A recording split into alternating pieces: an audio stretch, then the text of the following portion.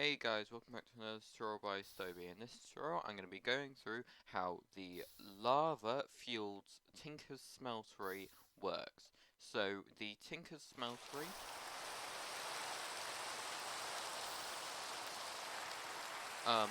runs off lava. So the most basic Tinker's Smeltery runs off lava, and you can use it to melt down metals and either cast out ingots, or you can cast out tool parts, which you can use to craft the various Tinker's tools. So the first thing you need to do is you need to set up the most basic smeltery, which will be made of the smeltery controller, the seared fuel tank, which will contain lava, a more specifically a seared drain. It has to be a seared drain. The other ones do something different, which I will go through later. And you'll need a seared faucet and a seared casting table. And the first thing you want to do is either you take some sand and you craft it into sand casts. Now the sand casts are useful because you put them into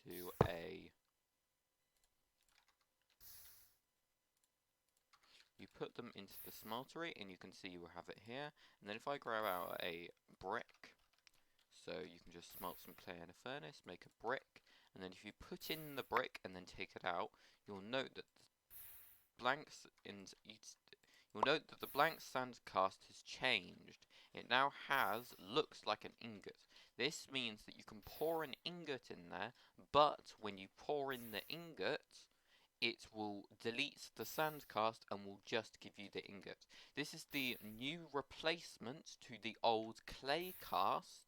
If you played 1.12 Tinkers, this is the one-use temporary but much cheaper cast that would usually be the clay cast. Or you can put in the brick, you can put it in the seared casting table, you put in the brick, you pour gold around it. This forms a permanent cast which can be reused, but this consumes the brick. But if you're only using bricks to get cast, that's not really, and if you're using cheap materials, that's not really a problem. Now, the next thing you want is when you start making these golden casts, as they're not consumed, you'll have a lot of them. So there's a new thing called the cast chest. Now, this stores, if I go into casts, this stores a lot of these casts in one place. So you can see all of these casts can be stored in here, and this just means that you don't have the casts filling up your chest. The next thing to know is you can redstone power these and put a hopper underneath. The hopper underneath will mean that once the item is casted, it will be pulled out from underneath, and the lever means that it will constantly cast as soon as this is cooled. Now, you can now waterlog the seared casting table. Now, I did some testing over there, doesn't really matter. Waterlogging does not speed up the amount of time it takes to cool the ingot. The amount of time it takes doesn't change.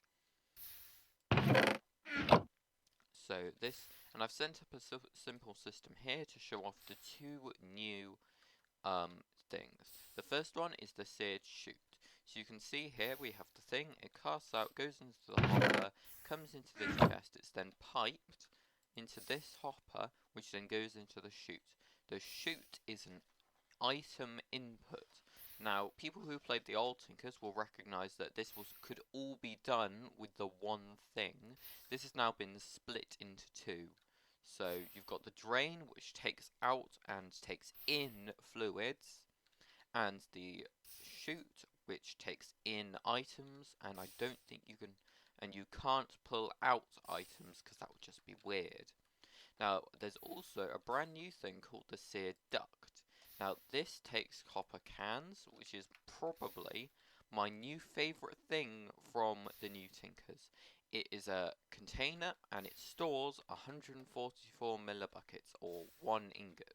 Now, for anyone else that hasn't played modded Minecraft, that will mean nothing, but what this means is recipes that are based around amounts of ingots.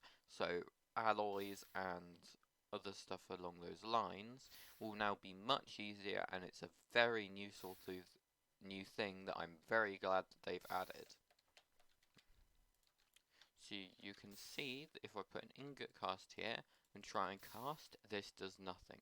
This is because you need to put in a copper can. So you can see this says it contains 1 ingot of molten copper. This means that you can set this thing to take out only copper, and then as you can see the casting works.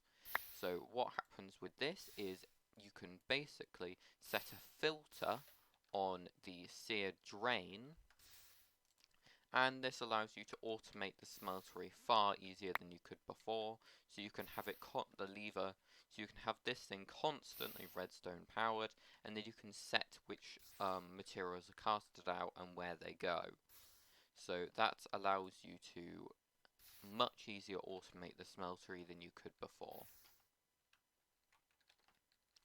But that is the basic seared smeltery, and in the final episode of this series I'm going to go through the new blazing, the new, the brand new blazing,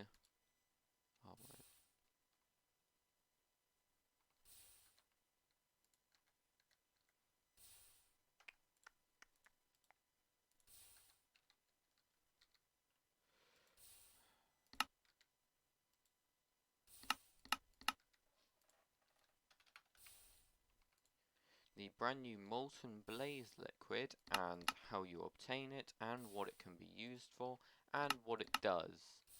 So you can see, if I go back into here, so you can see the new molten blaze, you can see it here, and I'm just going to go through what it can be used for, why it's necessary, and